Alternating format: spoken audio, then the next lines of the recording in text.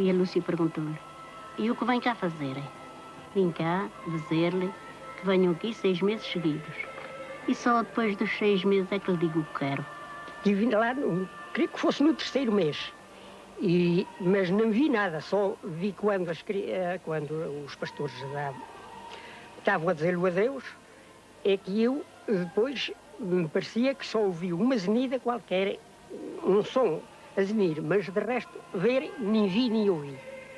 No dia 13 de outubro estávamos lá quando apareceu o sol, às voltas, assim, às voltas e descendo, que não representava que o sol vinha cair na terra. Parecia-nos que já vinha mesmo a chegar às árvores. Girava, eu vi-o assim.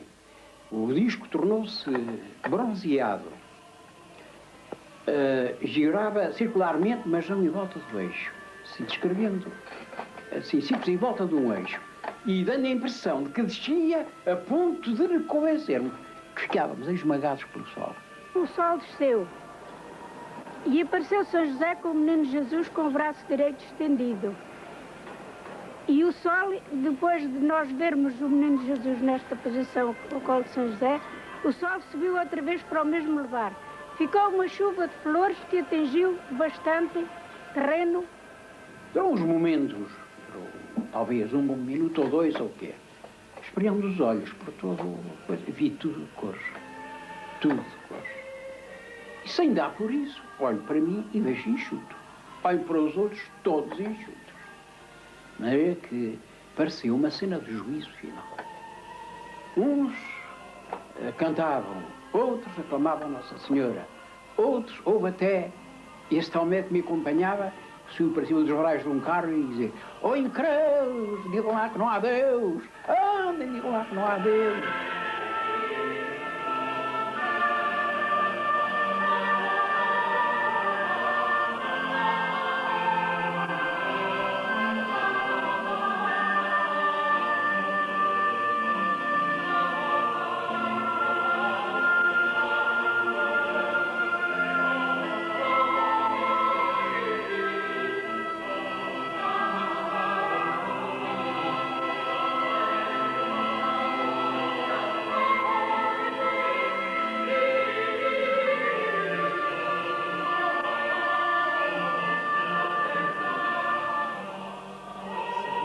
Comunicação oficial. Chegada há momentos de Roma, o Santo Padre decretou, hoje mesmo, a heroicidade de virtudes dos servos de Deus, Francisco e Jacinta. O milhão de pessoas esteve hoje em Fátima, por causa do 13 de maio e por causa do Papa. Fátima foi, aliás, o principal motivo por que João Paulo II veio a Portugal.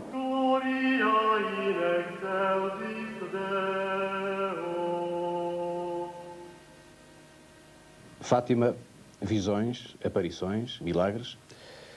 A 13 de maio, na Cova da Iria. O fenómeno do sol, a 13 de outubro.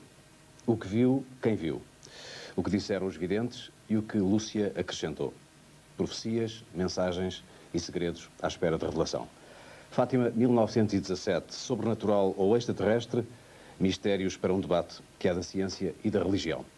O Dr. Geraldes Freire tem 63 anos e é o cônego da sede Porto Alegre, professor catedrático da Faculdade de Letras de Coimbra, é doutor em Linguística Latina, especialista em crítica textual, foi por isso convidado para trabalhar na edição crítica dos textos de Fátima, tarefa que atualmente coordena. Autor de obras como João Paulo II, Peregrino de Fátima e um ensaio sobre o terceiro segredo, o padre Geraldes Freire considera que, e vamos citar, Fátima é uma manifestação da Santíssima Virgem a favor do homem contemporâneo no sentido de resolver os mais graves problemas do século XX, o ateísmo e o marxismo. Com 58 anos, o padre Luciano Guerra é reitor do Santuário de Fátima desde 1973. Doutorou-se em Filosofia e Teologia nas faculdades de Roma e Salamanca e ainda no Instituto Católico de Paris. Diretor de um colégio secundário durante alguns anos, é autor de diversos artigos e conferências, designadamente sobre as relações de Fátima com a autoridade pontifícia. O Dr. Luciano Guerra define o que se passou em Fátima como uma intervenção de Deus na história dos homens. Fina da Armada tem 46 anos e é formada em História pela Universidade do Porto, professora do ensino preparatório, investigadora de História na área da mulher, é colaboradora regular de jornais. Autora de Fátima, o que se passou em 1917, escreveu com Joaquim Fernandes Intervenção extraterrestre em Fátima, as aparições e o fenómeno OVNI. Tem formação católica, foi catequista, hoje considera-se cristã. Quanto ao que se passou em Fátima, a doutora Fina da Armada considera que as aparições foram verdadeiras, mas não foi Nossa Senhora que lá apareceu. Joaquim Fernandes, já citado coautor com Fina da Armada do livro Intervenções extraterrestres em Fátima, tem 45 anos. É jornalista e está a completar o curso de História na Faculdade de Letras do Porto. Fundador e membro da Comissão Nacional de Investigação do Fenómeno OVNI, dedica-se há vários anos à pesquisa histórica nesta área do conhecimento. Com formação católica e considerando-se cristão, Joaquim Fernandes define o que se passou em Fátima em 1917 como, citamos, um fenómeno digno de atenção científica que terá resultado da interferência de vários níveis da realidade que nos cerca. Dominicano com 76 anos, Frei João de Oliveira Faria é formado em Teologia e durante 20 anos foi diretor de um colégio do ensino secundário. É autor de várias obras sobre assuntos doutrinários de teologia, designadamente o livro Perguntas sobre Fátima e Fátima Desmascarada. Atualmente dedica-se à pregação e escolheu ocupar-se do apoio aos pobres e doentes. Frei João de Oliveira considera os acontecimentos de Fátima, tal como foram revelados pelos videntes, como verdadeiros milagres e comunicações de Deus. Interroga-se, contudo, sobre as revelações tardias de Lúcia. Editor da secção Ciência, Tecnologia e Educação do Jornal Público, José Vítor Malheiros é o jornalista esta noite convidado a comentar, no final, o debate que aqui vamos agora iniciar. Muito boa noite a todos. Frei João Oliveira, o senhor estava em Fátima em 13 de maio de 1924, tinha 10 anos então, e assistiu a um fenómeno que, aliás, também ocorreu por ocasião das aparições, aquilo a que se chamou chuva de pétalas ou cabelos de anjo. Flocos brancos vindos do céu. Podemos começar o debate com o seu testemunho. O que é que o senhor viu nesse ano de 1924, portanto há 67 anos? Eu era rapazito, mas já com sangue na guerra. E em vez de ir da minha casa para Fátima, fui para a escola da Atoguia, fui da minha casa direitinho a Fátima pelos caminhos de cabra que havia nesse tempo,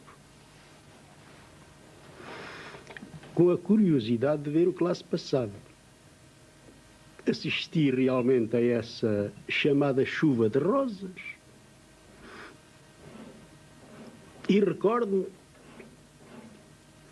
que toda aquela gente exclamava: "Que é isto?" E ninguém deu explicação. Só víamos e admirávamos aquilo que caía só sobre a multidão do recinto de Fátima, do santuário. E isso é que para nós fez mistério. O senhor tocou em algum desses flocos? Bem tentei. E outros tentaram, mas ninguém conseguia. Porque apanhávamos uma pétala, íamos a ver e ela já tinha desaparecido. Grande decepção, e naturalmente que muitos desejariam colher e recolher e guardar, mas nem eu nem ninguém, que eu saiba, ninguém conseguiu. Era aspecto de pétalas brancas que caíam em chuva sobre a multidão, mas ninguém conseguia reter, guardar na mão alguma pétalazinha. Recordo-me que aquela gente toda era: "Ai, o que é isto?" E havia quem aventasse uma explicação. Aquela gente humilde que fazia aquele conjunto compacto de gente de olhos no céu ao ver aquilo. E diziam alguns: "São as graças de Nossa Senhora a cair sobre nós." Ficámos nesse mistério. E ainda continuamos nele. Ninguém no seu livro, Frei João Oliveira, escreve, a certa altura, referindo-se a este episódio, escreve que vi o fenómeno, mas não sei explicá-lo. Quem ousará negar o seu caráter sobrenatural? A esses flocos brancos, os investigadores da ovniologia chamam fibra alvina. Joaquim Fernandes ousa negar o caráter sobrenatural do fenómeno a que o Frei João assistiu? Ora bem, penso que não será esta altura ideal para discutirmos a natureza sobrenatural ou não sobrenatural do fenómeno. É um fenómeno físico, registado, palpável, que pode ser recolhido, pode ser sujeito a ensaios laboratoriais, pode ser determinada a sua natureza, neste caso, de um modo geral, dos casos que têm sido recolhidos no âmbito religioso de Fátima, porque não foi só o caso testemunhado em 1924, foi também o caso de 1957, que se apanharam imensas amostras sujeitas a análises químicas, sujeitas, por exemplo, a uma microcombustão, que se revelou tratar-se de um produto vegetal e não animal. Portanto, tem que se refutar aqui a hipótese de ser meras teias de aranhas caídas do céu, por exemplo, saídas da natureza. Um caso paralelo ocorre em 1959 em Évora, um caso, enfim, entre mãos, que foi sujeito a uma análise rigorosa por investigadores do Instituto Comercial na época e que nós posteriormente tivemos acesso. Revelou-se também que a sua natureza, a sua textura era muito idêntica, uma natureza fibrosa, digamos, todo aquele conjunto de filamentos como que argamassados com uma certa coesão, uma substância viscosa. De qualquer modo, o aspecto, a textura é, de facto, muito idêntica em todos os casos, quer de passagens simultâneas de objetos voadores não identificados, quer também em algumas situações de aparições de índole religiosa, como é o caso em análise. Há casos analisados no estrangeiro, fundamentalmente eu tenho aqui para citar muito rapidamente uma análise da Universidade de Chicago. Dizer que há casos e não exato, uma Universidade de Chicago que analisou em 57 também e o verdicto foi uma textura fibrosa, filamentosa, com uma alta dose de eletricidade estática. E temos um caso argentino que me foi comunicado por um astrónomo jesuíta, o padre Benito Reina, infelizmente já falecido, que também, sujeito a análises laboratoriais, revelou um conteúdo enorme de fósforo, cerca de 86%, e enxofre, manganese, portanto, vários componentes químicos. Portanto, isto é apenas uma das manifestações que, físicas, para algumas pessoas significa, digamos, uma intervenção divina, para outras pessoas pode significar ter uma explicação técnica. O Dr. Geraldes Freire considera que aquilo que se passou em Fátima foi um milagre? Creio que não me pergunta sobre este caso dos... Não, em geral. Estou a falar em geral. Peguei neste caso como um exemplo. Creio que se tratará de uma manifestação sobrenatural, isto é, as crianças, os três videntes, tiveram a percepção ou a fantasia de que viam uma aparição que identificaram mais tarde com Nossa Senhora do Rosário, que diremos hoje Nossa Senhora do Rosário de Fátima. Mas, portanto, a aparição em si é um milagre. Eu considero um ato, sim, uma intervenção sobrenatural sobre as crianças, evidentemente. Mas porquê é que não utiliza a expressão milagre? Há uma diferença ou não? Sim, eu julgo do ponto de vista técnico, teológico, que podemos falar de milagre. Milagre é quando uma coisa se atua contra as leis da natureza, não é? Ou fora das leis da natureza. Pode ser um milagre segundo o modo, que nesse caso a coisa pode atuar de acordo com a natureza, mas fora do tempo em que as coisas atuam, etc. Portanto, uma aparição não é necessariamente aquilo que pode chamar um milagre. O milagre é um termo técnico que eu não aplico aqui, portanto, apenas nesse aspecto. Por razões técnicas. Sim, mas, portanto, do ponto de vista teológico. A aparição, tal como é descrita pelos videntes, de uma entidade escrita como tal, é um milagre. Como uma intervenção sobrenatural. Pois. E as consequências disso, designadamente faladas curas, foram anunciadas curas que, digamos, na sequência das aparições. Isso são também milagres, portanto. Sim, efetivamente essas é que são, no termo que eu estou a considerar rigorosamente teológico, do ponto de vista teológico, são apresentadas como milagres, pelo menos pelas pessoas que apresentam os documentos ou que contam aquilo que se passou com elas, apresentam-nos elas próprias como milagres. O juízo compete depois a uma comissão que eventualmente se venha a formar sobre a realidade desse tipo de cura, o tipo instantâneo, ou, enfim, uma intervenção que não tenha explicação natural. Só é milagre. Mas oficialmente a Igreja nunca declarou que se tratou de milagre, aquilo que se passou no dia 13 de maio em Fátima. Nunca disse o contrário, mas também nunca... Não, a Igreja pronunciou-se sobre a autenticidade das visões das crianças em Fátima. Não lhe chama de milagre, de qualquer forma. Não chamando de milagre, disse que, quer dizer, a 13 de outubro de 1930, o Sr. Dom José Alves Correia da Silva, bispo de Leiria, declarou como dignas de fé as visões dos pastorinhos de Fátima. E fez-lo na sequência de alguns sinais já dados pelo Papa, que relativamente a Fátima teve algumas atitudes... Eu julgo que o bispo que atuou em virtude de um conhecimento que lhe veio de inquéritos que tinha mandado fazer, é uma comissão diocesana, mas além disso também ele conhecia, passados já anos que era bispo de Leiria, o conhecimento, principalmente da vidente Lúcia, porque o Jacinto e o Francisco tinham morrido antes, e, enfim, a Comissão, eu julgo que o Papa não foi diretamente a pessoa que influiu na autoridade do Bispo, porque o Bispo, na sua diocese, tem jurisdição própria. Ele definiu a partir de critérios que ele próprio estabeleceu, ou que a Comissão lhe indicou. Dr. Luciano Guerra, está inteiramente de acordo com o que disse o Dr. Geraldo Freire? Quer dizer... Bom, há quem diga, não temos documentos, mas há quem diga que de facto terá havido uma intervenção pontifícia no sentido de acelerar o processo e, portanto, chegar ao fim por uma declaração formal, não é? Agora, realmente, antes de 1930, a única intervenção clara que temos de um Papa foi o Pio XI, que em 1929, em Roma, numa visita dos alunos do Colégio Português, distribuiu no fim estampas de Nossa Senhora de Fátima. E fez uma missa mais tarde, penso que em honra da Virgem. Bom, mas isso muito mais tarde, porque benzeu também uma imagem de Nossa Senhora de Fátima para o Colégio Português em Roma. Mas até então, realmente, o que conhecemos... Há quem diga que houve uma intervenção de Bento XV logo em 1918. Mas quando eu perguntava ao Dr. Luciano Guerra se estava de acordo, não era tanto nesse aspecto, era na definição que o Dr. Geraldo Freire fez do que aconteceu, chamando-lhe milagre, o que eu penso que não é a posição oficial da Igreja. A Igreja admitiu, o Bispo da Diocese admitiu que, de facto, pelo menos o prodígio solar, chamado prodígio solar, e outros sinais de que ele fala, eram sinais realmente que autenticavam, portanto, a pretensão das crianças que Nossa Senhora tinha. Quando falo do prodígio solar, falo daquilo que se chama o milagre do sol. Exatamente. Mas portanto, o Bispo da Diocese tomou-o como um verdadeiro sinal de Deus. Agora, não se chamou propriamente milagre, não analisou isso como milagre. Digamos que pode haver um sinal de Deus que não seja propriamente um milagre, que não seja, de facto, o fazer qualquer coisa que a natureza não faz naquelas circunstâncias. Não é? Poderia não ser isso. Pode ser um acontecimento, vamos admitir que realmente havia um fenómeno das rosas, de que Deus podia servir sendo um acontecimento natural, mas que, entretanto, naquelas circunstâncias podia ser um sinal para o Mas, doutor, como é que é possível considerar milagre as consequências de um facto que em si próprio não é classificado como milagre? Se Deus realmente procura circunstâncias em que sabe que a pessoa vai ser induzida a concluir que houve uma intervenção divina, se essa escolha foi de Deus, como aliás são todas as escolhas, a pessoa pode considerá-la de facto como um sinal de Deus. Mas, portanto, o Dr. Luciano Guerra também acha que aquilo a que se chamou o milagre do sol foi um milagre. É que isso é que parece-me, salvo eu penso que melhor sim. opinião.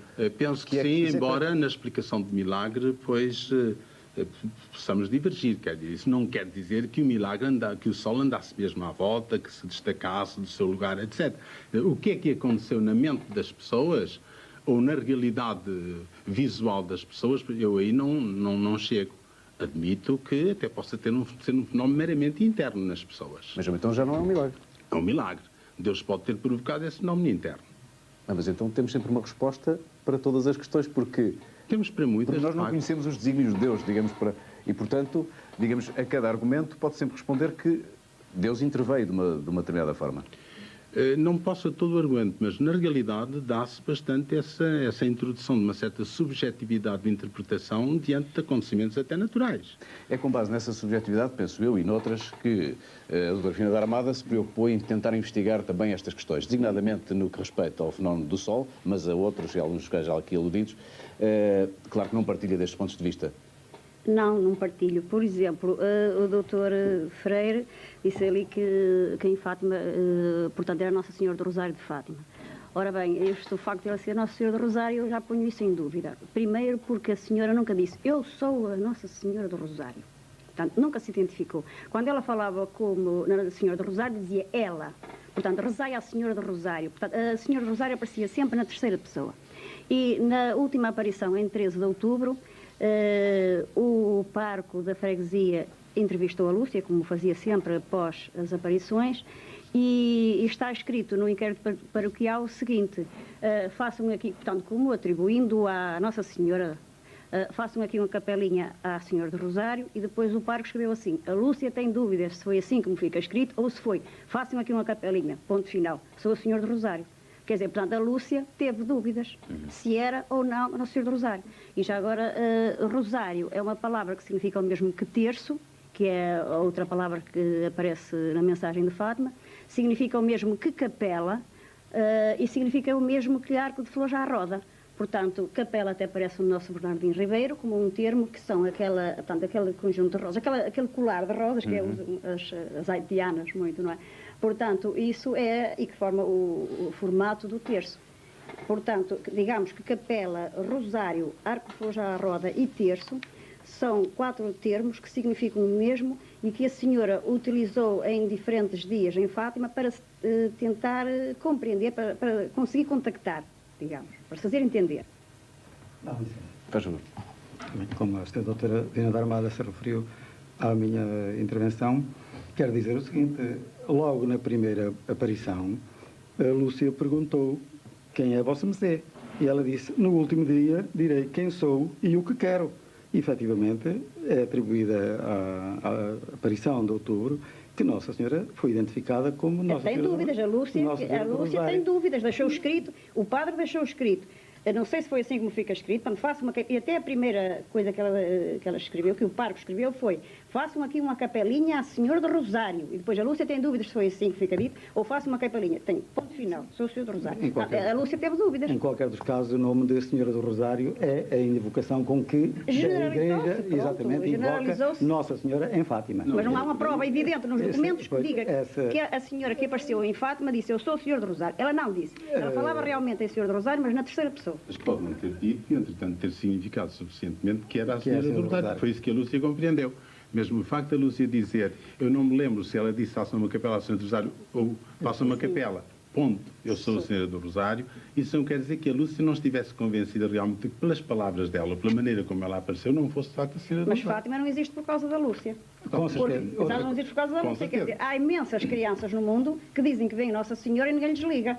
Portanto, o Fátima existe por causa dos fenómenos atmosféricos. Não, e sobretudo por causa do Milagre do Sol. Isso é que deu, sobretudo o Milagre do Sol, é que deu credibilidade às aparições de Fátima. Para o Dr. Joaquim Fernandes, o Milagre do Sol é o quê? Ora bem, em termos, pegando na palavra do Dr. Luciano e também do Dr. Freire, de facto a hipótese que os investigadores que se têm ocupado do estudo do fenómeno OVNI compilaram até à data, esta tradição de aproximação entre o fenómeno OVNI e o fenómeno religioso aparicional vem já dos anos 60. Não fui eu que o inventei, não fui eu que o imaginei, mas foram, enfim, pessoas muito mais qualificadas em várias áreas da investigação científica, como o Dr. Jacques Vallée, que é astrofísico, enfim, uma quantidade de hipóteses que foram surgindo nos anos 60 e que me sugeriram que, de facto, é um tipo de aproximação correta. Parece-me que, em termos racionais, em termos, aliás, confirmados por investigadores que posteriormente receberam a nossa obra e reagiram sobre as nossas reflexões, e que parecem dar-nos razão no sentido de podermos equacionar alguma racionalidade neste tipo de intervenção, eu posso apresentar aqui o plano que está inscrito na nossa obra, em que sugere como se processou o chamado Milagre do Sol. Isto é, vamos supor um objeto... É de difícil leitura, preferia que explicasse possível. Vamos supor um objeto que desce na vertical do lugar, que se aproxima quase à altura de um pinheiro, que aliás consta dos relatos, e que provoca um efeito, digamos, um efeito de radiação não identificada neste caso, não podemos determinar, porque só na altura com a instrumentação precisa é que se podia determinar. De qualquer modo, é nítido que, segundo os depoimentos, se registaram efeitos secundários como onda de calor, secagem de roupa e do solo, já que tinha chovido abundantemente poucos minutos antes, e efeitos fisiológicos chamadas curas instantâneas. Essas curas instantâneas que o Dr. Freire se referiu. Estas testemunhas foram recolhidas por nós, são 27, e estão todas situadas numa faixa com cerca de 70 metros de largura, num plano de orientação norte-sul, e todas elas referem os efeitos citados, o calor, a secagem do solo e o efeito fisiológico. Portanto, penso ter-se tratado de um efeito físico mesurável à luz de algumas hipóteses de trabalho, sublinho, hipóteses de trabalho que em termos de física hoje se colocam, nomeadamente a hipótese avançada pelo físico americano James McCampbell. Portanto, traduzindo isso, tratar-se-ia, segundo essa lógica, de um OVNI. Uma intervenção de um objeto voador não identificado. De uma fonte que emitiu uma radiação luminosa dentro do nosso espectro eletromagnético, que é imenso e que nós apenas compartilhamos uma simples fração. E essa tese explica todos os aspectos, os que referiu e outros? Dentro das extrapolações dos físicos citados e que eu tive a ocasião de recolher e das quais recebi correspondência, todos eles estão de acordo que uma determinada radiação do espectro eletromagnético na frequência das microondas pode explicar este conjunto de efeitos físicos registrados em fãs. Mas há um que Joaquim Fernandes não citou, que é o de a chuva ter parado. Parece que a chuva parou. Isso é uma coincidência? A chuva parou antes, de facto, do desencadear do chamado Milagre do Sol, da descida na concepção. Portanto, isso seria uma coincidência? Teria sido uma coincidência ou talvez não. Talvez efeito da passagem, exatamente da descida, da aproximação do próprio objeto, que provocou uma alteração ambiental e provocou exatamente as consequências físicas e fisiológicas mesuradas e registradas pelas testemunhas. Refiro que são testemunhos em primeira mão, que referem com coerência e com determinação a totalidade dos efeitos. E penso que agora todo o conjunto... O Frei João, estes argumentos de que, afinal, segundo a investigação do Dr. Joaquim Fernandes, o Milagre do Sol seria explicável por uma intervenção de uma entidade extraterrena, mecânica, aquilo que se podia chamar um OVNI. É sensível a esta argumentação? Eu creio que todas as intervenções podem ajudar a chegar a compreender melhor o fenómeno. Mas, mais importante, é sabermos se as fontes iniciais de informação se mantiveram até hoje, ou se houve uma alteração, ou se houve... Houve algumas alterações, mas acha que algumas alterações, quer dizer, as declarações da irmã Lúcia a partir de uma determinada data são relativamente diferentes, mas em que é que julga que são substancialmente diferentes, de tal modo importantes que altera o quadro das coisas? Concretamente, em que é muito importante? As fontes de informação Sim. é que interessam. Sim. Nós sabemos que as cabeças começaram a trabalhar e o povo é assim mesmo. O povo é assim. E nós temos que estar de pé atrás, porque chegaram até muito longe nesse trabalho de imaginação e depois cada um queria exprimir da melhor maneira o que sentia e o que viu. E os pastorinhos, creio eu, que devem ser considerados uma fonte inicial muito importante. Ora, os pastorinhos quase nada disseram na primeira interrogação. E na segunda também. E depois é que começaram a dizer mais do que disseram no princípio. As informações que temos da parte deles, iniciais, são muito pobres. Eu vi. Mas não iam mais longe. Mas depois... noutras interrogações posteriores, já diziam mais e muito mais do que disseram à primeira vez. E isto é naturalmente compreensível. Todos nós, e o povo então ainda mais, a princípio viu qualquer coisa, mas depois a cabeça trabalha. Portanto, põe-se um problema de saber até onde é que se pode acreditar e a partir de onde é que não se deve acreditar. E saber ao certo o que é que eles informaram no princípio. Dr. Luciano Guerra está a analisar, Dr. Geraldo Freire está a analisar os textos. Com certeza. E está a analisar os textos, enfim, é coordenador dessa comissão que trabalha nessa tarefa e certamente que tem uma opinião formada sobre justamente as declarações que foram feitas em determinados momentos e pelos vários videntes. E não tem nenhumas perplexidades nem nenhumas dúvidas. Bom, ou partilha do ponto de vista do Frei João... Eu estou bastante admirado até que o Frei João de Oliveira esteja apenas a basear-se no testemunho das crianças, dos videntes de Nossa Senhora, quando o chamado Milagre do Sol precisamente teve influência sobre a grande multidão.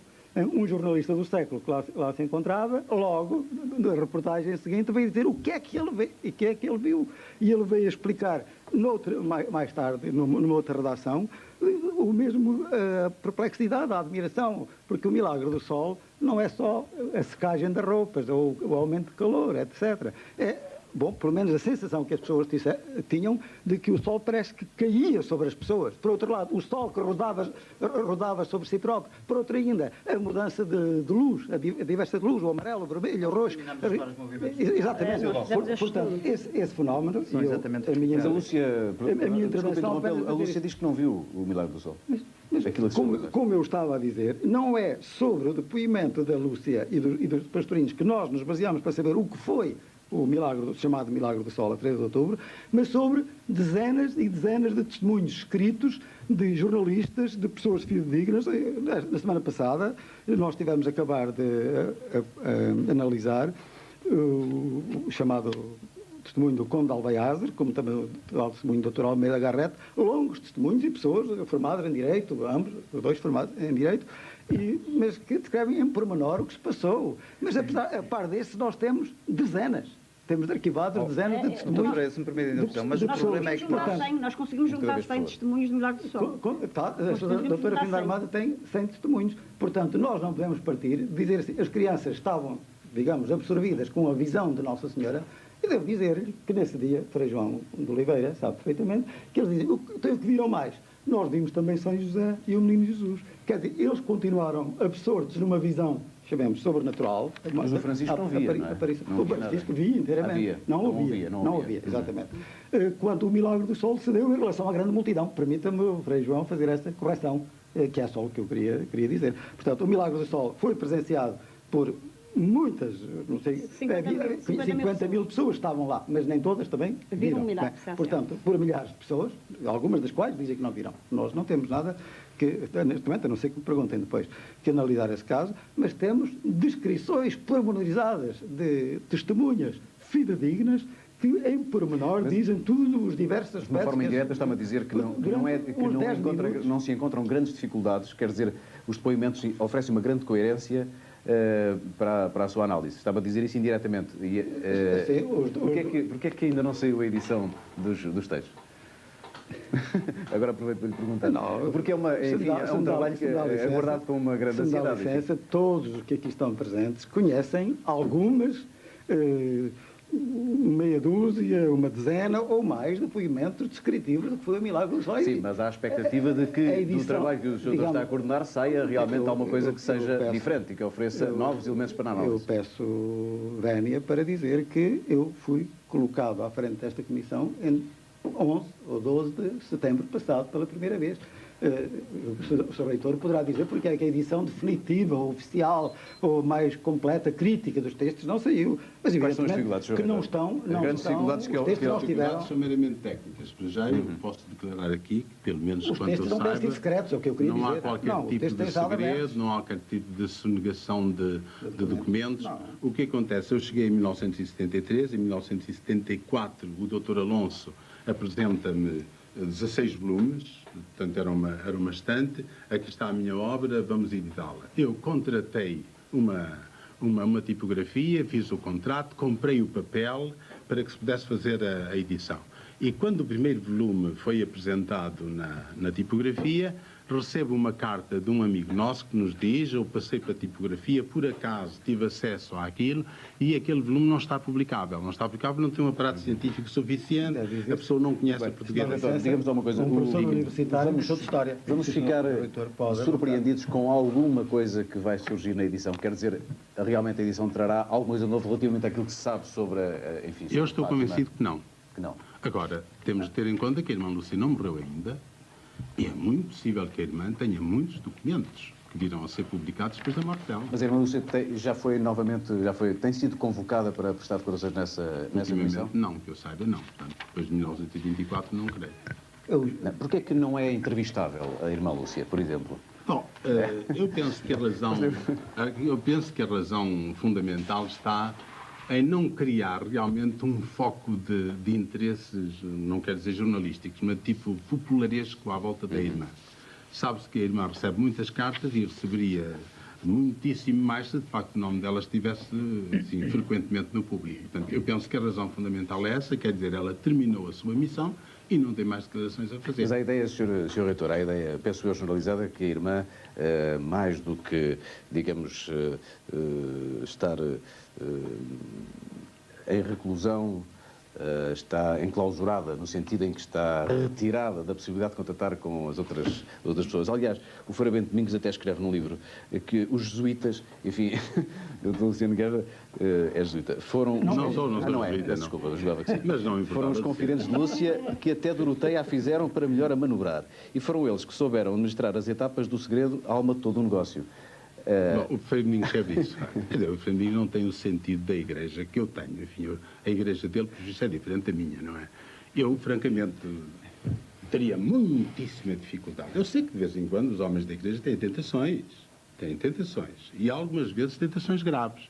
Agora, num caso destes, em que acaba por envolver o bispo, o episcopal de uma nação, o Papa, várias vezes, que a mim, eu não posso acreditar que a Igreja tomasse, digamos, qualquer iniciativa de fraude num caso destes. Não, quer dizer, mas, por exemplo, a irmã Lúcia escolheu ir para Freira, foi conduzida nesse sentido? Eu estou convencido que sim, é evidente. Não tenho mais documentação nenhuma, não tenho acesso direto enfim, tenho acesso direto de quando em quando, depois à superiora dela e a ela mesma. Mas nada me faz crer que nem sequer ponha essa pergunta, se a irmã veio para aqui porque quis ou porque impuseram vir para aqui. Nem sequer ponho esse problema. Eu admito que realmente a irmã sentiu, talvez, por um lado, muita pressão de gente que queria saber coisas e, portanto, ela estava muito exposta porque estava numa congregação aberta, e, por outro lado, a irmã terá sentido realmente uma vocação de contemplativa e, portanto, escolheu ser carmelita. Isso é o que eu admito. Agora, se o Frei Bento tem acesso a outras fontes, sei que eu não sei. Eu gostava de dizer... Sim, faz favor. A Lúcia, quando foi para o convento, tinha 14 anos. Ora, aos 14 anos, a gente quer é brincar, namorar. Portanto, aquela ideia de que ela foi por vontade própria não me parece muito verdadeira. Aliás, em 1935 ou 1936, o escritor Antero de Figueiredo entrevistou-a, teve autorização para a entrevistar. Ele era membro da Academia das Ciências e também membro da Academia Brasileira de Letras. A Madre Superiora informou sobre ele para saber se era católico e tal. Portanto, ninguém põe dúvidas acerca do Antero de Figueiredo. Ora, o Antero de Figueiredo registrou acerca, portanto, do facto de ela ter sido enclausurada, de viver oculta e ignorada. Registrou o seguinte, como resposta da Lúcia: custou-me muito, custou-me, foi um duro sacrifício, mas consola-me a ideia de que obedeci a quem me mandou e de que este meu sacrifício é para a glorificação de Nossa Senhora. Portanto, mandar-na para o convento. Na outra parte, ela diz também... O que está antes? Desculpa, era interessante saber. Portanto, é tão desejosa de viver longe, oculta e ignorada, Lúcia firme na sua noção absoluta do dever, que austeramente lhe norteia a vida e com nitidez lhe a conduz, respondeu com a perfeita calma da consciência exata dos que bem cumprem. Então, custou-me muito, custou-me. Mas ela não foi para o convento. Ela foi para Vilar. Vilar não era um convento. Pronto, era um colégio, mas que era dirigido por uma Madre Superiora, que também o Antero Figueiredo diz que essa Madre Superiora nem a queria aceitar, porque achava patética, que fazia patetas às outras raparigas. E quando a viu a primeira vez, segredou para o capelão que ela era um bicho do mato. Portanto, também não a aceitou lá muito bem. Agora, virando a pergunta ao contrário, qual era o interesse de encaminhá-la para um convento, do seu ponto de vista? Bem, talvez porque Fátima, enfim, tinha que prosseguir e a Lúcia realmente...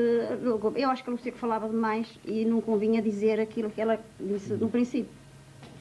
Mas por razões de contradições em que podia entrar ou por outra razão? Não sei, quer dizer, porque ela desde o princípio dizia sempre que via uma mulherzinha bonita. Portanto, foi isso sempre que ela disse. E a primitiva descrição que ela deu ao padre da freguesia não corresponde a uma senhora. A primitiva descrição é mais ou menos isto.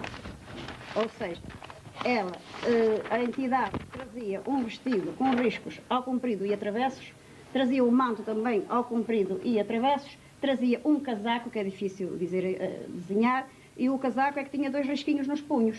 A saia era travada, isso ela disse ao padre Lacerda do jornal Mensageiro de Leiria, portanto em novembro de 1917, ela pôs-se mesmo, fez o gesto de ser a saia travadinha, e o padre perguntou-lhe se ela conhecia as saias travadinhas, e ela disse que as saias das senhoras conheciam às pregas. Portanto, ela desenhou mesmo que a saia era travada e que a saia não lhe vinha até baixo. Portanto, a descrição que ela disse, não era assim, disse que trazia uma bola, que o Cónigo Formigão, em 1917, diz borla, mas no primeiro depoimento dela, em 1922, ela diz que tinha uma bola à cintura. O terço que ela trazia, isso é que eu não sei se sofreria a ação da gravidade da Terra, porque hoje os nossos terços, sabe como é, ficam, talvez pela matéria como são feitos, não ficam assim direitinhos, não é? Ela trazia o terço, a Jacinta diz que a senhora que abria as mãos até aos ombros, portanto, possivelmente, se ela trazia o terço aqui, ao abrir as mãos até aqui, o terço ficava aberto. Na minha opinião, um terço, está aqui o terço, e está aqui este símbolo. Ora bem, este símbolo é o símbolo do cromossoma feminino, que certamente deve ser a única coisa comum que as mulheres do cosmos tenham, quer dizer, nós e mulheres de outros sítios, cosmos, bem, quando diz cosmos, sei lá, de outro sítio qualquer que não seja a Terra. Além disso, é também um símbolo ligado ao planeta Vênus e é também um símbolo ligado à Vênus deusa. Portanto, há mesmo enciclopédias, sobretudo a Enciclopédia Ilustrada Espanhola, diz que Vênus era representada assim com este símbolo. Dr. Jorge Freire, porquê que, havendo um desenho, este desenho é feito a partir das descrições dos videntes, não é? Conforme eles descreveram, assim foi feito o desenho. Porquê que havendo um... Os desenhos não são originais, os desenhos foram feitos a partir da nossa interpretação. Das declarações dos videntes. Chegou-se àquele desenho. Robô. Porquê que a partir das declarações dos videntes não foi criada aquela ou outra imagem e a imagem que nós temos da Senhora de Fátima é completamente diferente? Eu julgo que as declarações da doutora Fina da Armada, que revelam estudo, mas já há bocadinho eu reparei que ela citava apenas o interrogatório do pároco. Mas as crianças não foram só interrogadas pelo pároco, isso foi o primeiro interrogatório. Pelo Padre Lacerda, foram os primeiros. Padre Lacerda, etc. Por exemplo, para citar agora uma informação que ela refere. O Padre Lacerda perguntou-lhe, quando ela descreveu como era o vestido, perguntou se a saia era travadinha. Ela disse, eu não sei o que significa travadinha. Ela disse, apenas conheça a saia. Ela pôs-se de pé e com gesto com pregas. A saia. Ela desconhecia o termo travadinha. Exatamente. Até desconhecia o termo travadinha. Desculpa, eu não estou aqui para a contrariar, não é? Mas ela até disse que nem sequer conhecia o termo travadinha. Portanto, o que acontece é que um terço, tanto é aquilo como a senhora doutora Fina da Armada apresenta, como é isto que eu tenho aqui. Mas isso é a ação da gravidade da Terra. Ele cai para medir a matéria de que é feito. Isto é um terço. É um terço. Mas já não... Enfim, independentemente agora de falar em Vênus, estar a falar, enfim, em símbolos femininos, etc., etc., eu julgo que o terço pode ter aquela forma, se nós considerarmos que ele é constituído por 50 Ave Marias, 5 Padres Nossos, e que tem aqui uma cruz no fim, mas não é apenas uma terça parte do rosário. E, portanto, podemos pô-lo naquela posição como noutra qualquer. Isto não é fruto da gravidade da Terra. Eu estou-lhe a dar as formas... A matéria, se for feita de uma matéria dura, estou-lhe a dar as formas que puramente entendo. Portanto, aquela interpretação, a senhora doutora é inteiramente livre de tomar a interpretação que quiser, mas um terço não tem nada a ver com o símbolo feminino, nem com a deusa Vênus, nem com a do género, até porque começou por não ter nem 150 Ave Marias, nem 50, um terço, perdão, nem o rosário, 150 Ave Marias, nem um terço, apenas 50, mas sofreu uma evolução ao longo dos séculos. Estes especialistas do rosário são precisamente os dominicanos, sabem perfeitamente que o rosário não nasceu assim, feito como nós o temos hoje. Portanto, pode ter a interpretação que quiser. São Domingos, que apareceu... Exatamente, pode ter a interpretação que quiser, mas não pode atribuir isso nem a Nossa Senhora, nem ao terço, como o símbolo do rosário. Temos ainda uma segunda parte para completar este programa. Eu agora pedi licença para fazer um pequeno intervalo e voltamos já.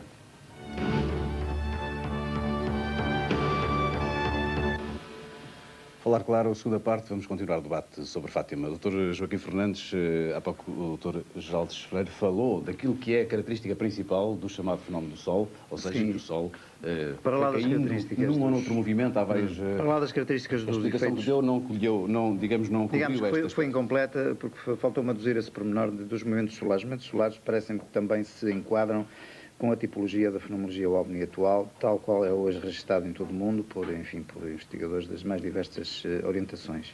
A chamada queda em folha morta, os movimentos circulares, os movimentos de descida, ascensão, são fundamentalmente esses. E também a sequência cromática das cores, tal qual foram registadas em Fátima.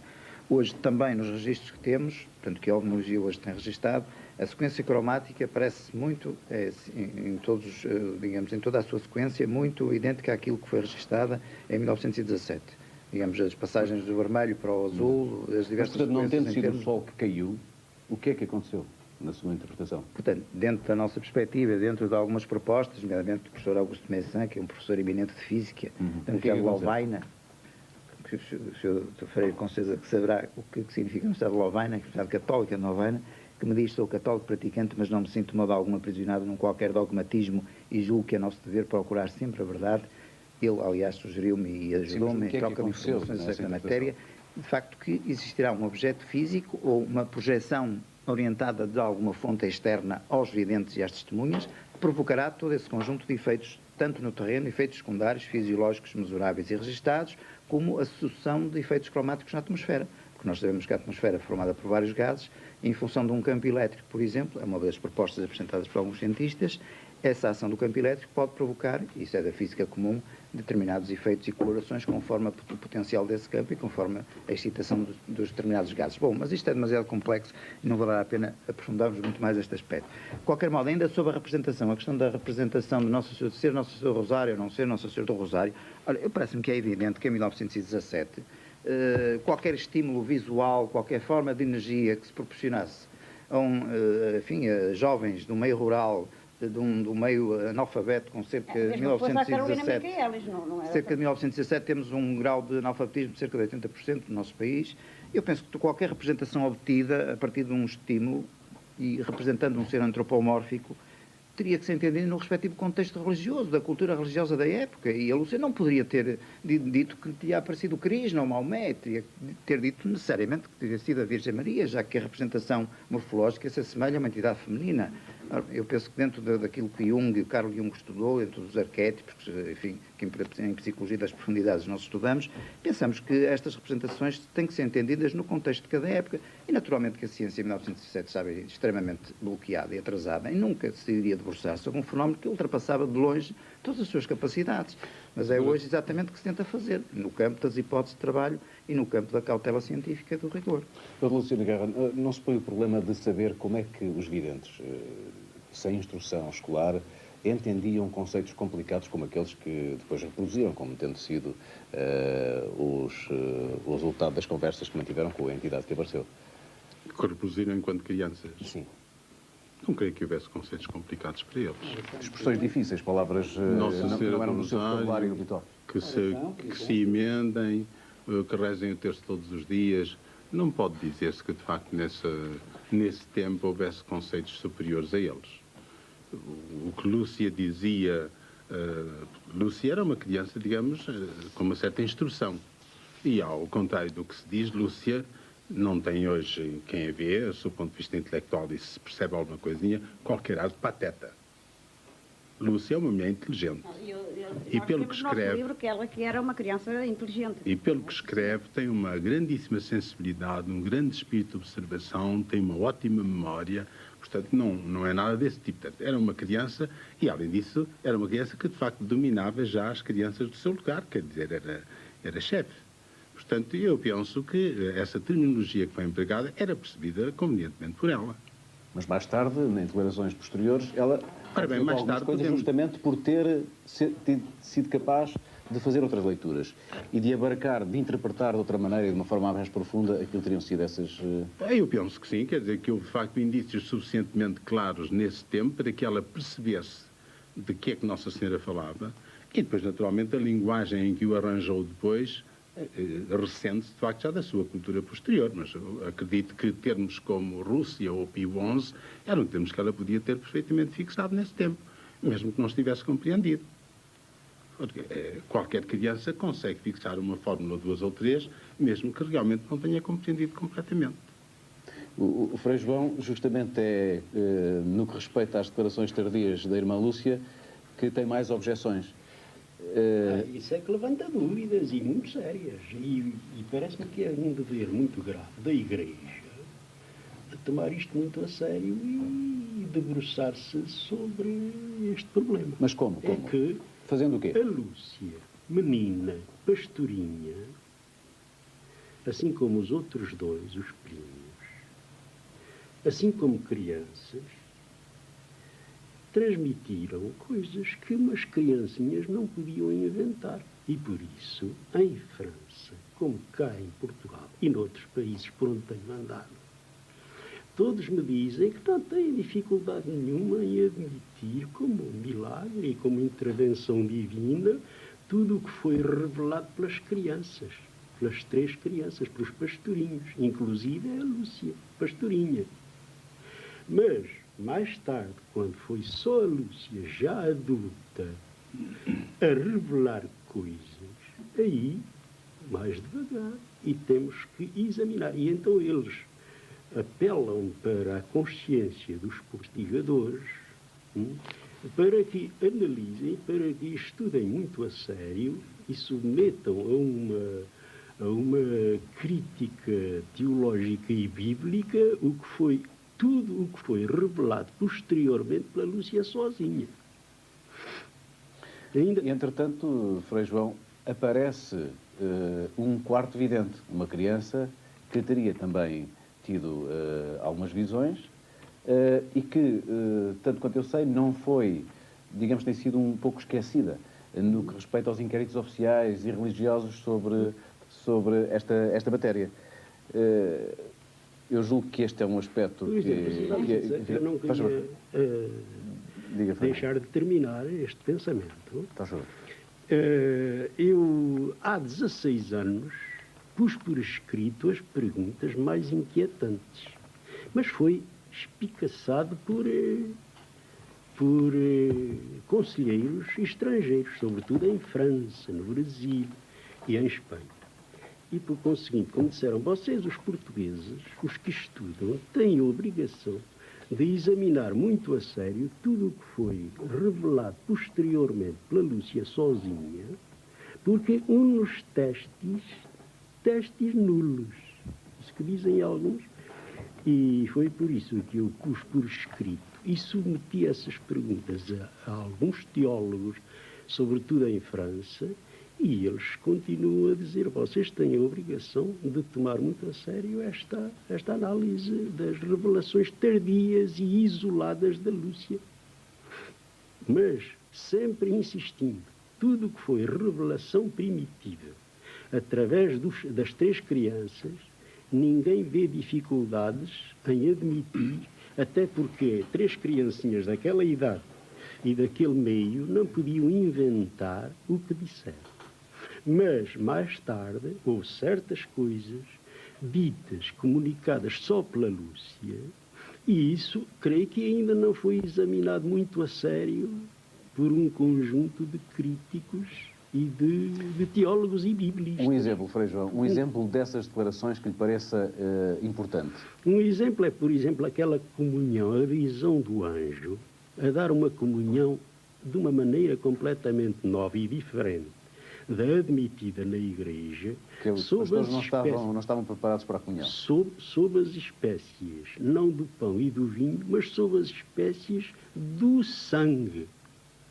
Ora, eu submeti isso ao critério de um teólogo francês, mas muito autorizado, e ele disse-me logo, até aqui nós não tivemos dificuldade nenhuma em admitir Fátima e aceitar Fátima em toda a sua integridade, porque vinham através de criancinhas que não podiam inventar. Mas isso, essa comunhão agora, dada sob as espécies do sangue, isso é impossível, não podemos admitir, e pronto, e acabaram em que não era possível. A resposta é que o Dr. Geraldo Freire, nós já vamos ao Dr. Fernando Armada, a resposta é que o Dr. Geraldo Freire dá a esta questão, que o Frei João destacou de algumas das inquietações que tem, concretamente esta. Vai contra, enfim, os princípios. Eu tenho que voltar um bocadinho mais atrás, não é? Porque o Frei João foi um problema que tem muito a ver com a minha profissão de filólogo e de crítico literário. Eu fui professor de filologia clássica e de filologia moderna, enfim, línguas e literaturas. Evidentemente, estamos a tratar de memórias, testes, como disse o Frei João, testes nulos. Então, se tudo o que é dito por uma só pessoa não vale absolutamente nada, e pode ser um ditado, um aforisma muito digno de consideração, mas as memórias, o género memorialístico, é um género cultivado em todas as literaturas, e o que nós contamos de nós próprios, da nossa infância, da memória de todos nós, enfim, merece o crédito se nós formos sérios, se nós formos conscienciosos. Portanto, o que o Frei João de Oliveira tem que fazer, e nós todos temos que fazer, e não é ele mandar-nos fazer a nós, mas ele, porque afinal os estrangeiros mandaram-lhe fazer a ele. Ele é que nos está a impingir a nós essa tarefa, desculpe a expressão. Pediram-lhe ele para o fazer. O Sr. Frei João de Oliveira foi dito que é teólogo. E, portanto, é ele também que deve empenhar-se, e não empenhar-me a mim, que sou filólogo e quero fazer a edição crítica dos textos. O que se passa é que as memórias de Irmã Lúcia pertencem a um género literário cultivado em todas as literaturas.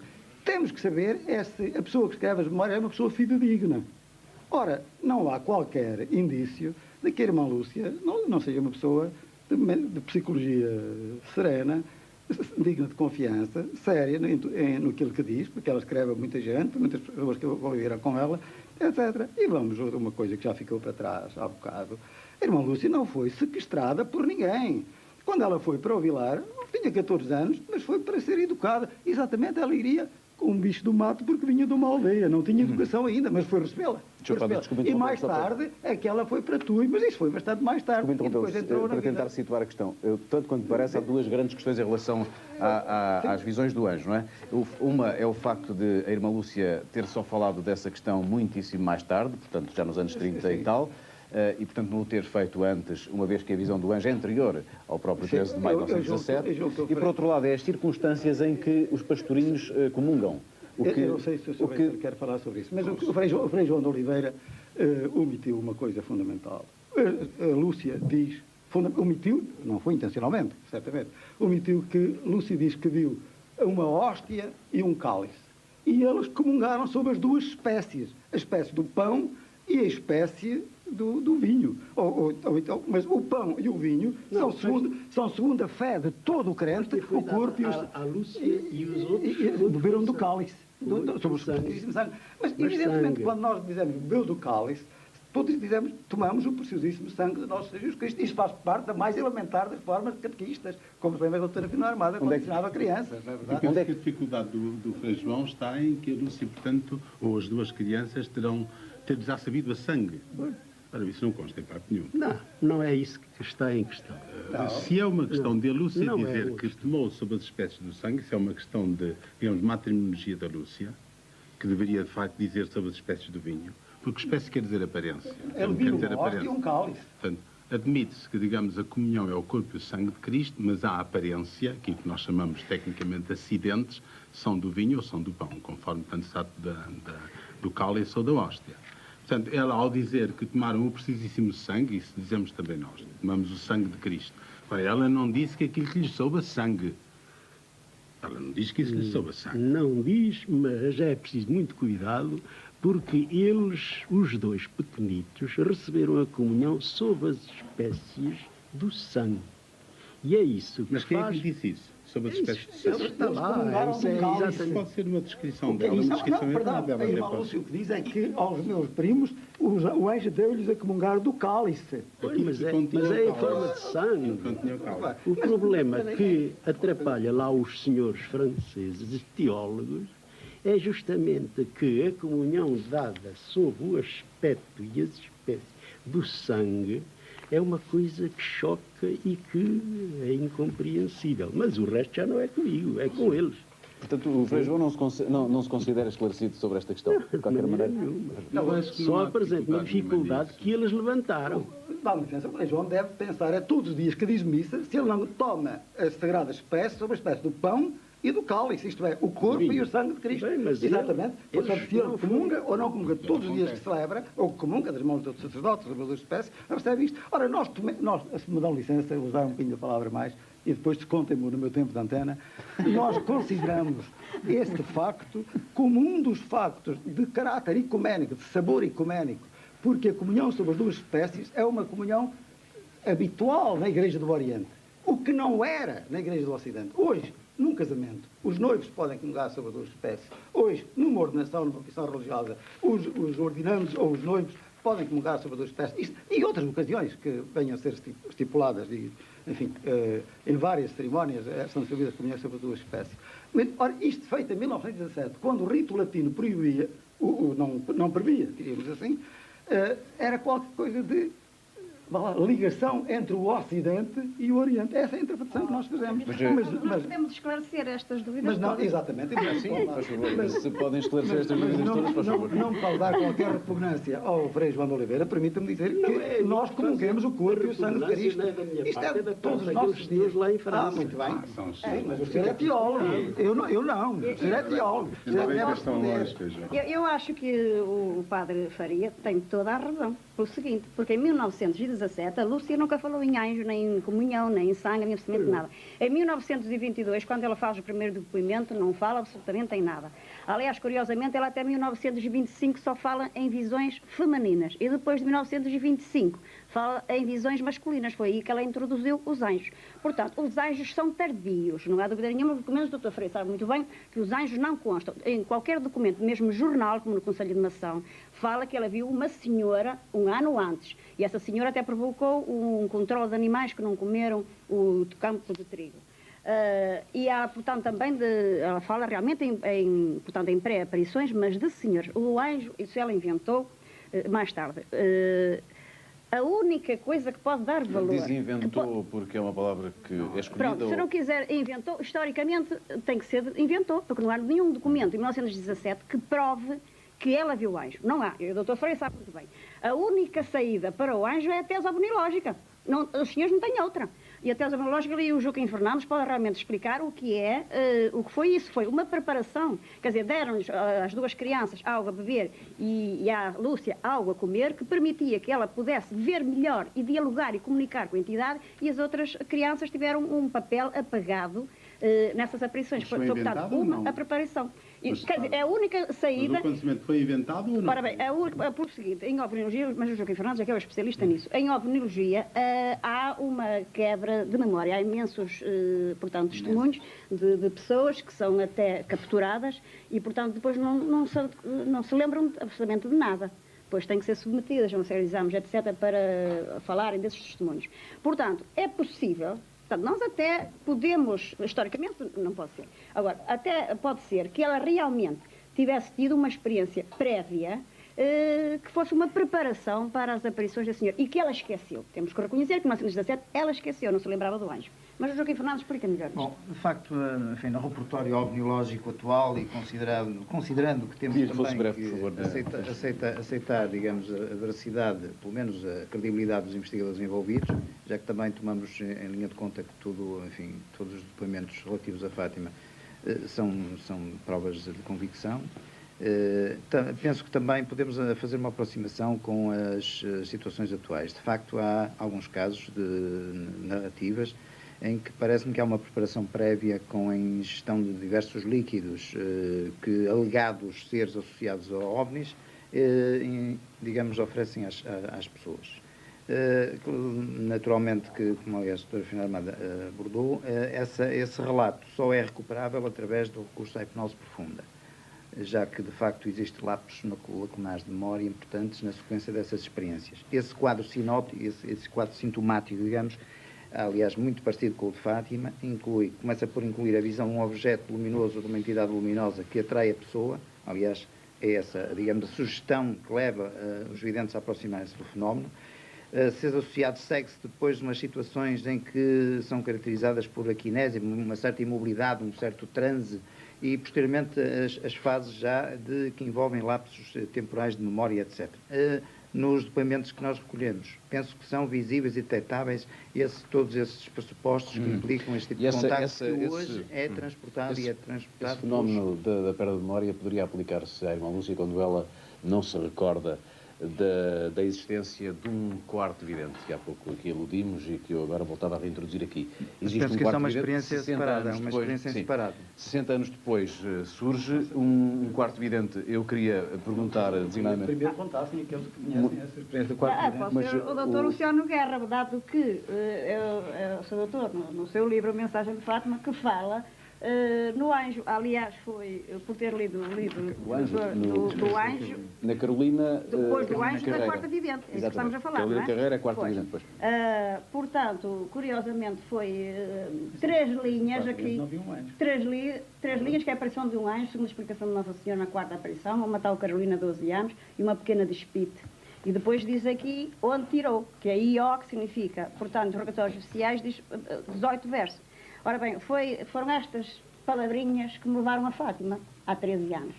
Portanto, aliás, eu disse ao Joaquim Fernandes que precisávamos realmente, que havia um série de buracos portanto, em toda a bibliografia publicada em Fátima, que havia mais qualquer coisa e que tínhamos que realmente ver. Ora, nessa altura, eu era equiparada à bolseira pelo Instituto Nacional de Investigação Científica e então fui a Fátima, permitir-me realmente a entrada em Fátima e eu li esses documentos.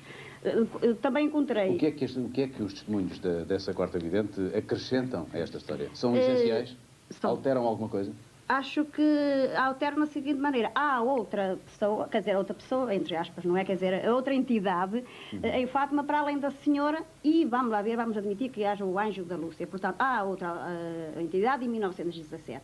Essa entidade, portanto, aparece descrita como o anjo. Nessa altura, como eu me encontrava em Fátima, procurei a Carolina, que ainda era Entrevada, mas ainda era viva. A Carolina, aliás, teve uma vida normal, casou e tudo mais, e estava a ser tratada pelas sobrinhas. A Carolina prestou um depoimento que eu gravei numa cassete, e ela diz que nunca tinha sido interrogada por ninguém, mas que realmente ela tinha visto. Ela diz que viu no dia 28 de julho, portanto, um dia que não tem nada a ver com os dias 13, que ela estava a guardar gado com outra rapariga de Espírito de nome Conceição, e que estavam num alto e viram na cova, no sítio da azinheira, uma personagem pequenina. Ela diz um menino, ela até diz uma criança, que eu até insisti a perguntar-lhe se era menino ou menina, e ela nem soube esclarecer o que era, disse uma criança, que devia ter entre 9 e 10 anos, tinha um vestidinho branco e que estava à volta da azinheira. Ela sentiu chamarem por ela, portanto, vem cá e reza 3 Ave Marias, repetidamente, vem cá e 3 Ave Marias. Ela fala à Conceição que está ao lado, tu não ouves nada. E a rapariga diz, não estou a ouvir nada.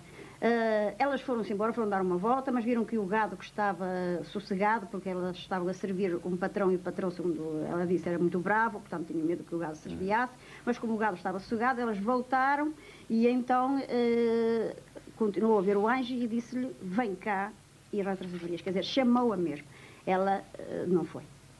Ela o que é verdadeiramente relevante da existência desse quarto vidente? É que é uma personagem que não tem a ver nem com Nossa Senhora, nem com o anjo católico, portanto é outra personagem que comunica à distância telepaticamente, portanto não com um discurso, não em português, digamos assim, comunica à distância. E também revela outra coisa, é que se passou mais qualquer coisa na mensagem, no diálogo da Lúcia com a senhora, do que a Lúcia escreveu mesmo tardiamente, mesmo em 1942. Porque ela chegou a casa e contou à mãe, a Maria Capelinha, que é uma personagem excepcional e extraordinária na história das aparições de Fátima. A mãe não acreditou, nem o irmão, mas ela depois disse à Lúcia para perguntar à Nossa Senhora quem é que a filha tinha visto. E, segundo a Lúcia disse e contou à Maria da Capelinha, na aparição do Valinho, no dia 19 de agosto, ela perguntou se tinha aparecido mais alguma vez e mais alguém na Cova da Iria. E a senhora esclareceu que a Carolina o que tinha visto era um anjo. Portanto, foi palavras, portanto, da entidade. Curiosamente, mais tarde, o futuro bispo do Viseu, José Pedro Silva, perguntou-lhe esse respeito. E disse, afinal, a irmã recorda-se de ter perguntado à senhora acerca do anjo e tal, da Carolina, e ela respondeu, não me lembro de nada. Isso foi por volta de 1946, 1947, corrija-me se estou enganada, portanto já tinha passado, a Lúcia esqueceu também isso. Pois, foi por aí que eu comecei. Dr. Geraldes Freire, como é que explica que as autoridades religiosas tenham esquecido a existência desta quarta vidente e nunca a tenham ouvido? Porque o seu depoimento poderia ser importante. Quer dizer, qual é a sua interpretação? Não estou a pedir a responsabilidade. Eu começo por dizer, com a franqueza que me tenho que expor neste momento, que eu tomei conta da documentação em setembro passado, que estamos a estudar os documentos de 1917, o que já são mais de uma centena, e que, portanto, já vimos tudo o que é referente às aparições, interrogatórios de 1917, e que não há a mínima referência, Então não é o que diz ali o Dr. Luciano Guerra aqui no livro? Eu não estou a dizer que a testemunha não aparecesse, etc. E que isso não faz parte da mensagem de Fátima, que isso não se encontra nos relatórios do pároco, que isso não se encontra nos relatórios do Dr. Formigão, que isso não se encontra no relatório do Dr. Lacerda, e que a irmã Lúcia também estão lembradas disso em 46. Nos arquivos do Formigão encontrei... Convinha um esclarecimento uma vez que o doutor confirma a existência desta quarta vez. É sabido que nestas ocasiões de peregrinações, ao lado das verdadeiras, que portanto são admitidas por alguns, há sempre uma chusma-rusma de falsas. Ou seja, este que viu aquilo, aquele que leu com o outro também viu Nossa Senhora. Esta seria falsa, outra viu o Sol. Possivelmente foi assim que a autoridade a tomou, quer dizer, foi uma coisa lateral. Mas porquê é que o Dr. Luciano Guerra a citou no seu opúsculo? Eu já nem me lembro disso, escrever há tanto tempo. Aliás, já nem sei onde é que para o exemplar disso. Portanto, vinha lá, não sei neste momento porque é que a citei, mas acho que se pode citar, admitindo que, de facto, foi um fenómeno, digamos, coexistente. Agora, que a autoridade que investigou os acontecimentos achou que não devia tomar em conta. Não é. Pode ter pensado. Desculpa, está escrito nos interrogatórios oficiais de 1923 que é um documento dentro da Igreja. É um documento oficial. Os interrogatórios oficiais de 1923 não é um documento de parte. Mas no documento oficial podem estar documentos que não são aceitos, que depois se acha que de facto... Muito bem, se me permitem, entrávamos num último capítulo, de resto temos muito pouco tempo, mas eu não queria deixar de falar desta questão, que é a questão do segredo de Fátima, da mensagem, e designadamente a terceira parte da terceira parte do segredo. Porquê é que a terceira parte não foi revelada se a entidade que apareceu manifestou o desejo de que realmente o segredo fosse revelado a partir de uma determinada data? E ela já passou. Doutor Luciano Guerra, ela não manifestou desejo. Ela disse que poderia ser revelado a partir de 1960. Exatamente. Mas porquê é que então não foi?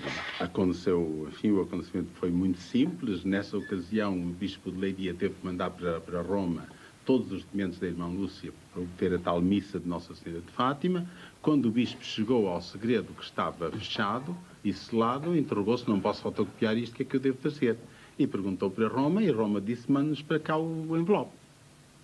Porque o envelope era para ser aberto, é para ser entregue ao cardeal Cerejeira, quando o Bispo de Leiria morresse, na ocasião em si. Mas neste momento o envelope está com o Papa. Está com o Papa. E porquê que o Papa não revela se a vontade Isso eu não sei. da entidade era que fosse eu não revelado? sei. Ele entende que de facto não pode revelar, pois houve aqui há 2 anos o cardeal Ratzinger declarou que aquilo que não é revelado porque se prestaria, se não me engano, a especulações jornalísticas. O Dr. Luciano Guerra reconhece o segredo? Não. De maneira nenhuma.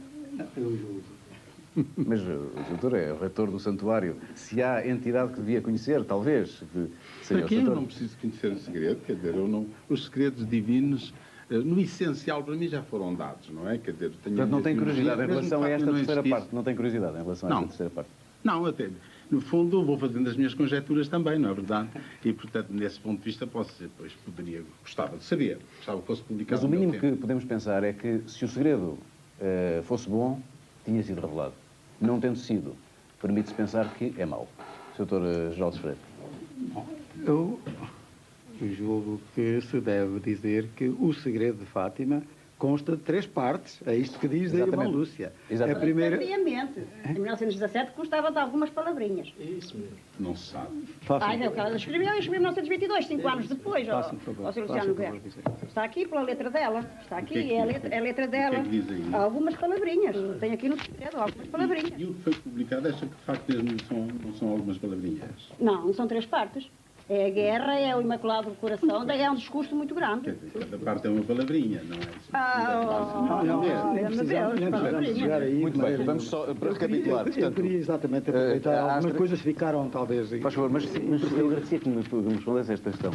Faz sentido dizer que se o segredo fosse bom, teria sido revelado, é natural que fosse, e não tendo sido, pode-se pensar que anuncia coisas terríveis. A primeira coisa que temos a dizer, é corrigir aquilo que o Sr. Furtado disse, é o seguinte: Lúcia nunca escreveu que o segredo devia ser revelado depois de 1960. Disse que ele pode ser revelado se ela morrer ou depois de 1960. 2 condições. Mas não era do interesse da humanidade que ele fosse revelado, sendo se ele anunciasse coisas boas? O segredo, e eu tive a sorte de ser a primeira pessoa, creio eu, a quem o Monsenhor Capo Vila disse, que fui aberto, onde Maria, por fim, o meu Padre Santo triunfará, e será dado ao mundo algum tempo de paz, e na 4ª memória, a irmã acrescenta mais uma frase: em Portugal se considerará sempre o dogma da fé. Evidentemente que, perante as conjecturas que já se tinham feito, eu escrevi em 1977, as conjecturas que já se tinham feito sobre o que era o segredo, e então estava muito em voga uma conjectura, não é uma tese, uma conjectura de que a terceira parte do segredo de Fátima era sobre a chamada crise na Igreja, quando anos antes, aquela que o senhor se refere, era que a terceira parte do segredo de Fátima era sobre uma catástrofe, uma guerra atómica, uma destruição mundial. Enfim, essa primeira parte tinha sido desmentida pela própria irmã Lúcia.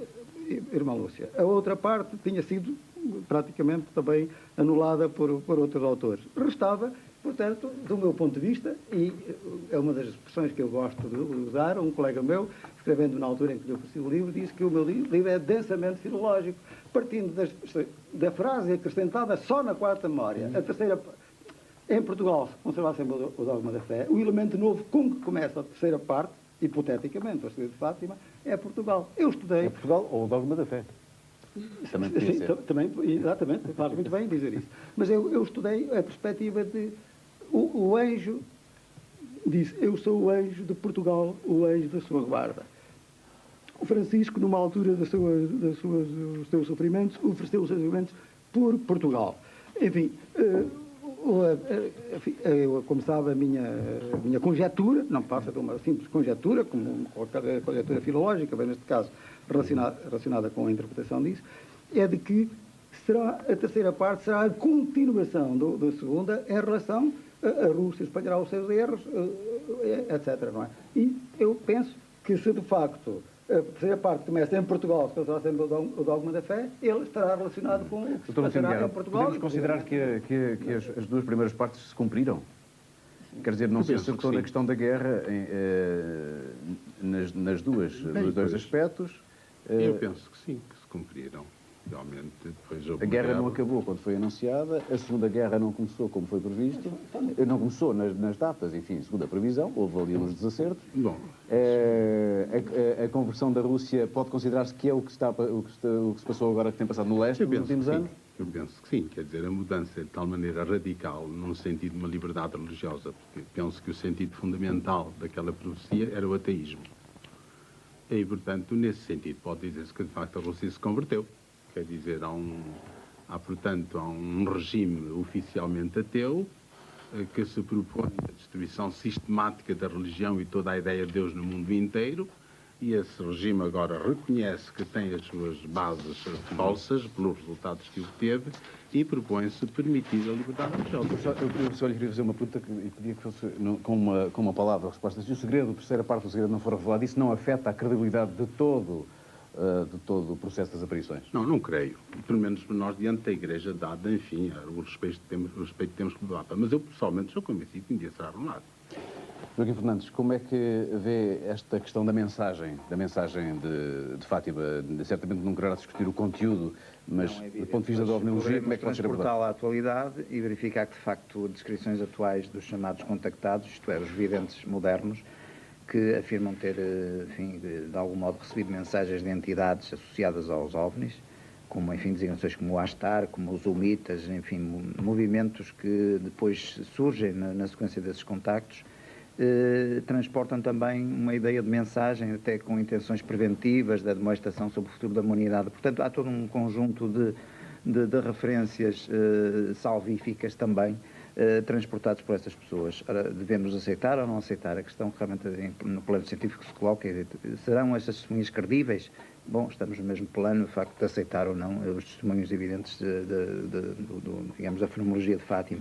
Mas, curiosamente, em relação ainda a um pequeno detalhe sobre a questão da quarta vidente, já agora aproveitava que, num estudo dos tais contactados levados a cabo na Universidade do Wyoming, nos Estados Unidos, 76% deles alegaram ter comunicado indiretamente com seres associados aos OVNIs e 56% através da mente, o que é significativo do ponto de vista da tal descrição da quarta vidente, que diz ter sentido no interior da cabeça aquelas ordens dadas pelo anjo. Daí a tal associação que eu referi.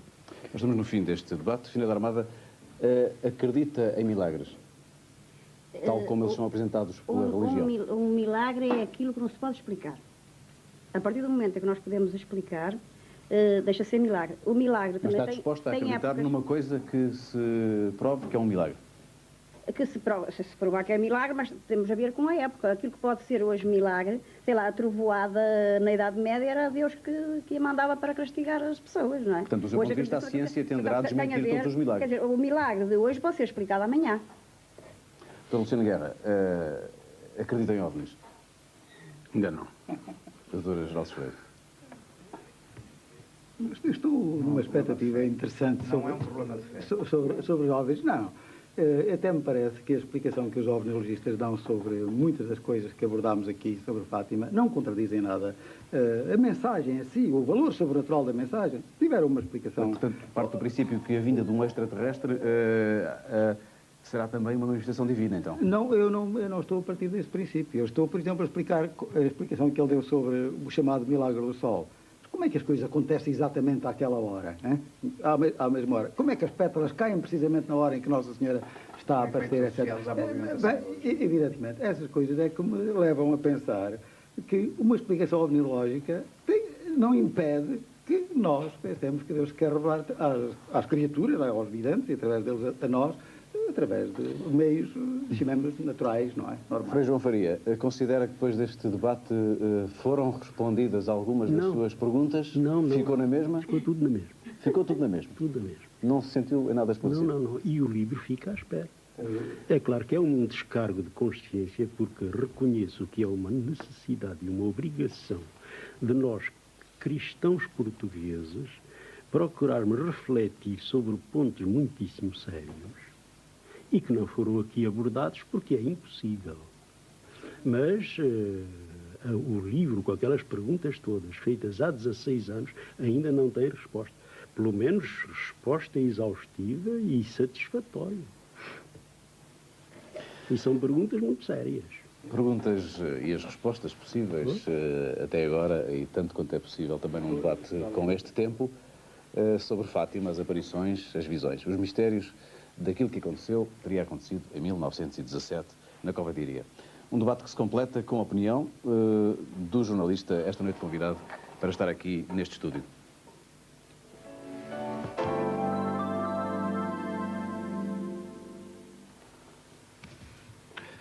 Bom, eu começava o meu comentário por dizer que é muito curioso que a Igreja se disponha a discutir aquilo que é um dos seus ex-libris mais conhecidos, que é o fenómeno de Fátima, e que se disponha a discuti-lo com duas pessoas que tentam dar para os mesmos fenómenos explicações radicalmente diferentes. Isso é interessante em si, mas parece-me que é, dentro desta questão, o que é particularmente interessante é que, relativamente a questões mais concretas, como aos milagres que terão ocorrido em Fátima, e dou como exemplo a chuva das pétalas brancas de rosa, que a Igreja encar com o maior dos avontados uma explicação absolutamente racional, uma explicação de todos os dias para o facto. E isto, quanto a mim, representa, é um símbolo de uma viragem que se tem verificado na Igreja à medida que a ciência tem conseguido explicar cada vez mais destes fenómenos sobrenaturais, e que é um deslocar do milagre, portanto, uma saída do milagre da física e uma plena colocação do milagre no plano espiritual. Ou seja, de facto, o que está em causa não são os factos, como ficou, parece-me, claro aqui assim neste debate. Porque mesmo quando se estabelecem relativamente a factos, explicações tão diferentes como a explicação espiritual da Igreja, ou a explicação ovniológica, ou a explicação simplesmente física de outras pessoas, a Igreja continua a considerar que esses factos em si são milagres, são intervenções de Deus. Aliás, recorro a várias citações dos intervenientes, que o Dr. Luciano Guerra classifica Fátima como uma intervenção de Deus na história do homem, sem mais. O Dr. Geraldo Freire diz que os pastorinhos tiveram a sensação ou a fantasia de que viram Nossa Senhora. Eu acho que e acrescenta ainda que a Igreja se pronuncia pela autenticidade das visões dos pastorinhos. A ambiguidade desta noção, a autenticidade das visões, o que é uma visão autêntica, ou o que é um sonho autêntico, dá-nos uma ideia do tipo de validação que a Igreja faz destes fenómenos. Ou seja, e desloca completamente do plano factual para um plano espiritual, que é, portanto, insondável, portanto, coloca estes fenómenos no foro íntimo, no foro da consciência, que é insondável em si. No entanto, seja Fátima, digamos que os fenómenos de Fátima poderão, portanto, ter uma explicação natural ou uma explicação sobrenatural. Há uma questão que, no entanto, foi aqui assim abordada um pouco por todos os participantes e que é importante. É possível que alguns destes fenómenos tenham sido objetos de uma manipulação ou de uma falsificação, ainda que houve pelo menos dúvidas manifestadas quanto a isso, como manipulação de depoimentos ainda que as manifestações de Deus, para alguém que tem uma perspectiva religiosa do mundo, as manifestações de Deus possam acontecer através de fenómenos do dia-a-dia, elas com certeza não irão manifestar-se através de falsificações ou manipulações de depoimentos. Portanto, do ponto de vista puramente factual, eu diria do ponto de vista da investigação, diria que esse é um aspecto que continua por esclarecer e exigir uma investigação histórica e científica rigorosa. O jornalista José Vítor Malheiros, como ele viu o debate que aqui provocamos, servido pelos argumentos da fé e da razão. Segundo o historiador Arnold Toynbee, talvez a ciência não seja capaz de satisfazer as necessidades espirituais a que as religiões procuram atender, por mais que consiga desacreditar alguns dos seus dogmas tradicionais. Fátima não é um dogma do catolicismo, mas a Igreja acredita no caráter sobrenatural das aparições, e a verdade é que o Papa acredita que se salvou do atentado sofrido há 10 anos graças a um milagre da Virgem. Um milagre certamente só admitido após comprovada a ausência de uma explicação natural para o sucedido, que era o que preconizava Santo Agostinho. Muito boa noite.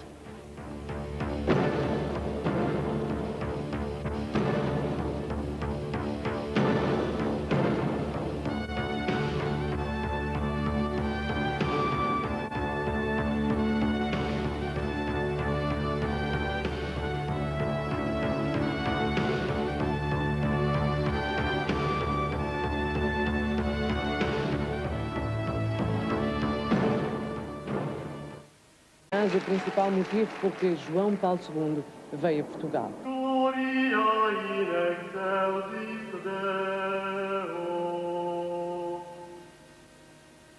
Fátima, visões, aparições, milagres. A 13 de maio, na Cova da Iria. O fenómeno do Sol, a 13 de outubro. O que viu, quem viu. O que disseram os videntes e o que Lúcia acrescentou. Profecias, mensagens e segredos à espera de revelação. Fátima, 1917, sobrenatural ou extraterrestre, mistérios para um debate que é da ciência e da religião.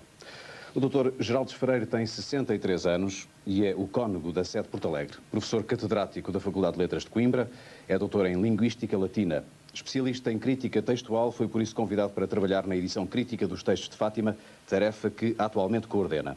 Autor de obras como João Paulo II, Peregrino de Fátima e um ensaio sobre o terceiro segredo, o padre Geraldes Freire considera que, e vamos citar, Fátima é uma manifestação da Santíssima Virgem a favor do homem contemporâneo, no sentido de resolver os mais graves problemas do século XX, o ateísmo e o marxismo. Com 58 anos, o padre Luciano Guerra é reitor do Santuário de Fátima desde 1973.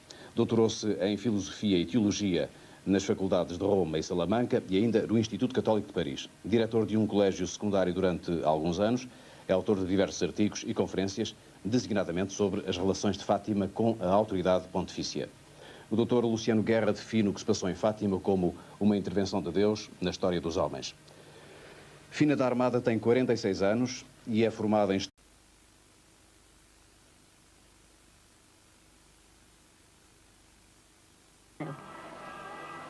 E a Lúcia perguntou-lhe, e o que vem cá fazer? Vim cá dizer-lhe que venham aqui 6 meses seguidos. E só depois dos 6 meses é que lhe digo o que quero.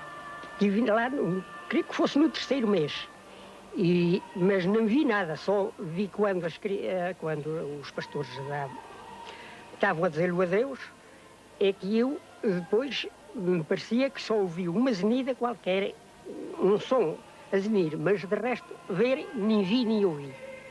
No dia 13 de outubro estávamos lá quando apareceu o sol, às voltas, assim, às voltas e descendo, que não representava que o sol vinha cair na terra. Parecia-nos que já vinha mesmo a chegar às árvores. Girava, eu vi-o assim. O disco tornou-se bronzeado. Girava circularmente, mas não em volta do eixo. Se descrevendo, assim, simples em volta de um eixo. E dando a impressão de que descia a ponto de reconvencermos que ficávamos esmagados pelo sol. O sol desceu e apareceu São José com o menino Jesus com o braço direito estendido. E o sol, depois de nós vermos o menino Jesus nesta posição ao colo de São José, o sol subiu outra vez para o mesmo lugar. Ficou uma chuva de flores que atingiu bastante terreno. São uns momentos, talvez um minuto ou dois ou o quê? Esfriamos os olhos. Muito boa noite a todos. Frei João Oliveira, o senhor estava em Fátima em 13 de maio de 1924, tinha 10 anos então, e assistiu a um fenómeno que, aliás, também ocorreu por ocasião das aparições, aquilo a que se chamou chuva de pétalas ou cabelos de anjo, flocos brancos vindos do céu. Podemos começar o debate com o seu testemunho. O que é que o senhor viu nesse ano de 1924, portanto há 67 anos? Eu era rapazito, mas já com sangue na guerra. E em vez de ir da minha casa para Fátima, fui para a escola da Atoguia, fui da minha casa direitinho a Fátima pelos caminhos de cabra que havia nesse tempo, com a curiosidade de ver o que lá se passava. Assisti realmente a essa chamada chuva de rosas e recordo-me que toda aquela gente exclamava: que é isto? E ninguém deu explicação. Só víamos e admirávamos aquilo que caía só sobre a multidão do recinto de Fátima, do santuário. E isso é que para nós fez mistério. O senhor tocou em algum desses flocos? Bem tentei. E outros tentaram. Por todo, vi tudo de cores. Tudo de cores. E sem dar por isso, olho para mim e vejo enxuto. Olho para os outros, todos enxutos. Não é que parecia uma cena de juízo final. Uns cantavam, outros aclamavam Nossa Senhora, outros, houve até, este homem que me acompanhava, subiu para cima dos varais de um carro e dizia: "Oh, incrédulos, digam lá que não há Deus! Andem, digam lá que não há Deus!"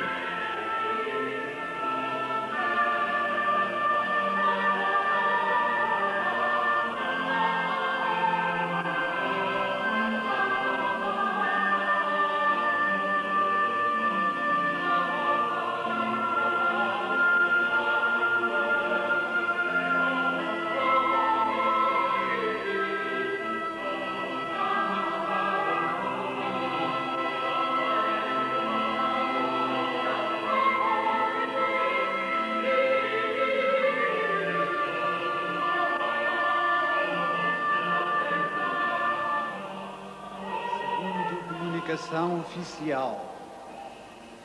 Chegada há momentos de Roma, o Santo Padre decretou, hoje mesmo, a heroicidade de virtudes dos servos de Deus, Francisco e Jacinta. O milhão de pessoas esteve hoje em Fátima, por causa do 13 de maio e por causa do Papa. Fátima foi, aliás... História pela Universidade do Porto, professora do ensino preparatório e investigadora de História na área da mulher, é colaboradora regular de jornais. Autora de Fátima, o que se passou em 1917, escreveu com Joaquim Fernandes, Intervenção extraterrestre em Fátima, as aparições e o fenómeno OVNI. Tem formação católica, foi catequista, hoje considera-se cristã. Quanto ao que se passou em Fátima, a doutora Fina da Armada considera que as aparições foram verdadeiras, mas não foi Nossa Senhora que lá apareceu.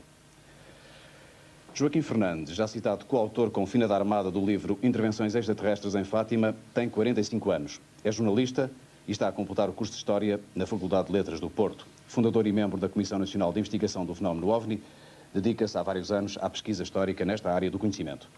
Com formação católica e considerando-se cristão, Joaquim Fernandes define o que se passou em Fátima em 1917 como, citamos, um fenómeno digno de atenção científica que terá resultado da interferência de vários níveis da realidade que nos cerca.